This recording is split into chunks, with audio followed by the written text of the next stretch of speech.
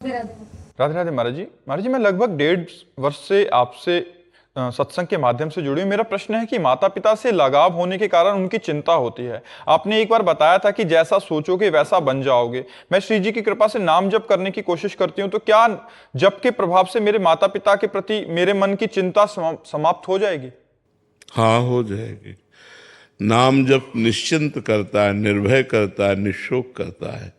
तो खूब नाम जप करो और माता पिता में भगवान की भावना करो कि मेरे माँ के रूप में मेरे प्रभु हैं, मेरे पिता के रूप में मेरे प्रभु हैं। जिसके पास माँ हो, पिता हो, तो बहुत बड़ा आपको अवसर है। वो साक्षात भगवान है। मातृदेव भव पितृदेव भव, उनकी आराधना करो, उनके चरण छुओ, उनकी आज्ञा में रहो। उनका आशीर्वाद जीवन भर सफलता प्रदान करेगा। जीवन भर सफल। जो अपने माता पिता को मारते हैं, गाली देते हैं, उनकी अवहेलना करते हैं, वो नरकगामी होते हैं। वो पुत्र कहलाने योग्य नहीं। कि जिस माँ ने इतना कष्ट सह करके, आप देखो थोड़ा सा भोजन ज्यादा हो जाए पेट में तो कैसा लगता है।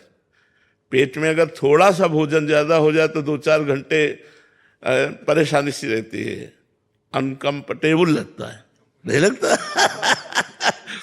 और वो 9 महीने हमको गर्भ में धारण किए, 9 महीने हमको गर्भ में धारण किए, फिर प्रसव पीड़ा आदि का कष्ट सहा। फिर जब हमें ज्ञान ही नहीं, उसके ऊपर लघु शंका कर देते हैं, उसकी गोद में सोच कर देते हैं। वो सब सहते हुए तेल मालिश करके हमको इतना बलवान बनाया। अब जब वो वृद्ध हो गई और उसकी सेवा करने का वस्तु उसे हम गाली दें, उसे हार है, धिक्कार है ऐसे बेटों को। नरकगामी होते हैं ऐसे पुत्र। तो इसलिए माता पिता की सेवा करो, ये भगवान की सेवा है। और नाम जप करो तो माता पिता का परलोक भी बन जाएगा। अंकित अग्रवाल जी। राधे राधे। राधे राधे महाराज जी। महाराज जी, अनन्यता का वास्तविक अर्थ क्या है महाराज जी? सो अनन्य गति जाके असमति न टरे हनुमंत, मैं सेवक सचराचर रूप स्वामी भगवंत। मैं सेवक हूँ, चराचर जगत मेरे भगवान का स्वरूप है। यही वही अनन्यमति है। मैं सेवक सचराचर रूप स्वामी भगवान। मेरे भगवान के सिवा कोई अन्य है ही नहीं। और उन भगवान का मैं प्रेमी हूं, इसलिए उसे अनन्य प्रेमी कहते हैं। अन्य है ही नहीं कोई। जब तक अन्य है तो अनन्य नहीं। जब अन्य नहीं, असमति न टरे हनुमंत, ऐसी बुद्धि कभी छूटे ना। क्या? मैं सेवक चराचर रूप स्वामी भगवान।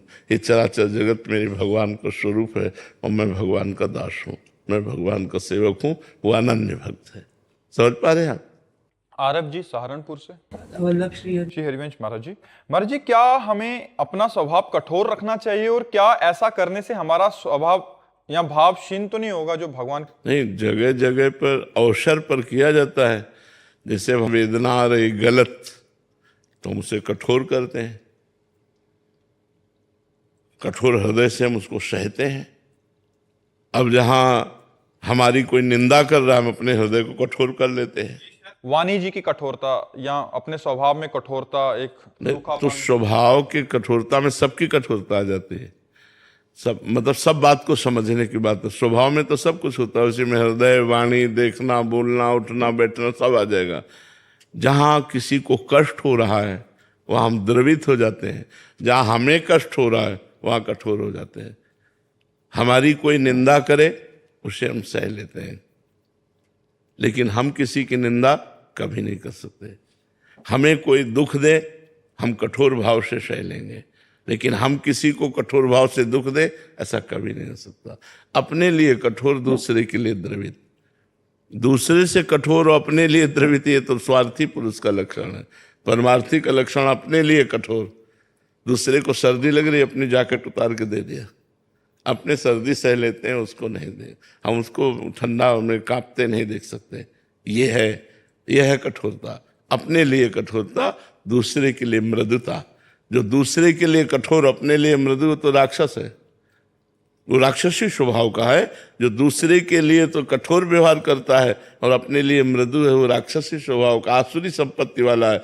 जो अपने लिए कठोर और दूसरे के लिए मृदु व्यवहार करता है, वो देवी संपदा वाला है, वो भागवतिक है। समझ पा रहे हैं आप बच्चा? स्वाति जी शिमला से। राधे राधे महाराज जी। महाराज जी, भक्ति ज्ञान को जन्म देती है या ज्ञान भक्ति को? वैसे तो शास्त्र में भक्ति के पुत्र ज्ञान और वैराग्य ऐसा वर्णन हुआ है, पर बिना विवेक के भक्ति भी नहीं होती।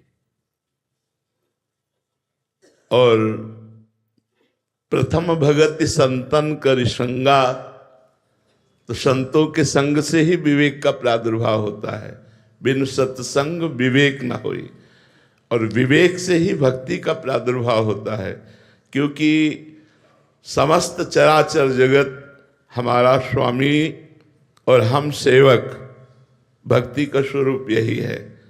सो अनन्य गति जाके असमति न टरे हनुमंत, मैं सेवक सचराचर रूप स्वामी भगवंत। हम मैं सेवक हूँ, चराचर जगत हमारे भगवान का स्वरूप है। ये जब तक ज्ञान नहीं होगा तो शुद्ध भक्ति नहीं होगी। और जब शुद्ध भक्ति का प्रादुर्भाव होता है तो जब सर्वत्र भगवान है तो यहाँ भी भगवान है। भेद से शुरू होकर अभेद में स्थित हो जाता है। ब्रह्म नहीं, माया नहीं, नहीं जीव नहीं काल, अपनी हो सुधिना रही, एक रहे हो नंदलाल। वो भगवदाकार वृत्ति को प्राप्त महापुरुष ज्ञान, वैराग्य और प्रेम सबसे युक्त हो जाता है। तो विवेक से भक्ति और भक्ति से शुद्ध आत्मस्वरूप भगवान में प्रेम, अपने स्वरूप का बोध, संसार से वैराग्य, ये निश्चित प्राप्त हो जाता है। शास्त्रों में ऐसा वर्णन है कि भक्ति ही माँ है और ज्ञान वैराग्य उसके पुत्र हैं। आरती सिंह जी वाराणसी से। राधे राधे महाराज जी। महाराज जी, आपके चरणों में दंडवत प्रणाम। महाराज जी, भागवतिक संपत्ति प्राप्त करने का सरल उपाय क्या है महाराज जी? भगवान की शरण में होकर भगवान का निरंतर नाम जप करना। नाम जप में समस्त दैवी संपदा विराजमान है। नाम जप में समस्त ज्ञान विराजमान है।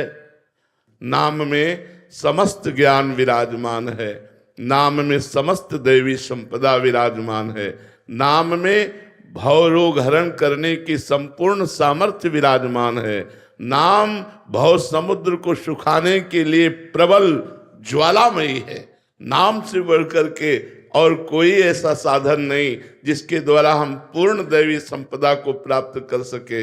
इसलिए परम पवित्र, परम मंगल, मंगल को भी मंगल प्रदान करने वाला, वरदान देने वालों को भी वरदान देने की सामर्थ्य रखने वाला ये नाम है। ब्रह्म राम ते नाम बड़ वरदायक वरदान। इसलिए जो नाम जप करता है उसमें समस्त दैवी संपदा जागृत हो जाती है। वो काम, क्रोध, लोभ, मोह, मद, मत्सर, इनको धीरे धीरे परास्त कर देता है। जितना भगवान के नाम का अधिक से अधिक जप होगा उतना ही लौकिक और पारलौकिक दोनों संपत्ति प्राप्त हो जाएगी। यही परलोक सकल सुख पावत, मेरी शोभैया कृष्ण गुण संचु। यही लोक में और परलोक में दोनों जगह अगर आनंद प्राप्त करना है तो भगवान के नाम, लीला, गुण, इनका गायन, इनका श्रवण, इनका मनन करे। राम नाम मणिदीप धर, जीह देहरी द्वार, तुलसी भीतर और बाहरो जो चाह सुजियार। यदि बाहर भी आनंद और अंदर भी ज्ञान आनंद तो नाम जप करो, नाम से सब कुछ प्राप्त हो जाएगा।